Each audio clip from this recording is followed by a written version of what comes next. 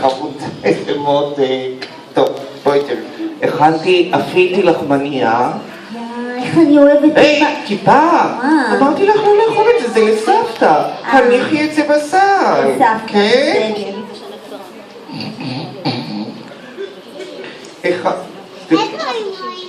הכנתי גם פולקה.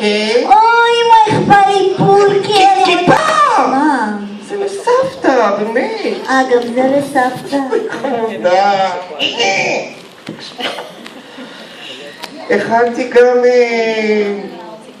חתכתי גבינה. גבינה, זה בשבילי בטוח. כיפה! מה?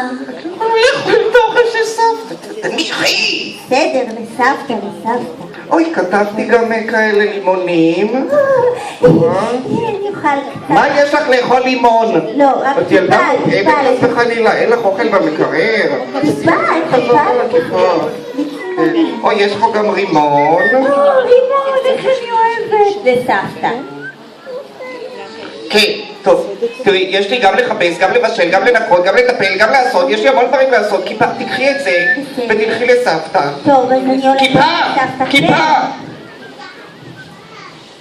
כשאת הולכת ביער, כן, תלכי רק דרך השביל הירוק, בסדר? רק דרך השביל הירוק? את מבטיחה? אני מבטיחה.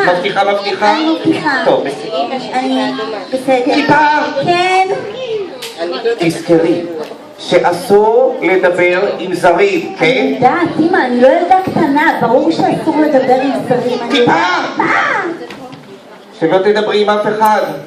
אף אחד, גם מישהו שהוא לא זר. גם מישהו ש... קצת פרנואידית. טוב. כיפה!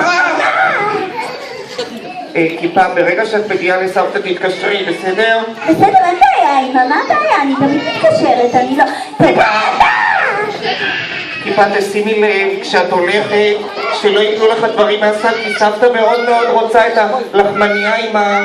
אל תדאגי. ותשימי בפנים כדי שלא ייפול. טוב, בסדר, טוב. כיפה!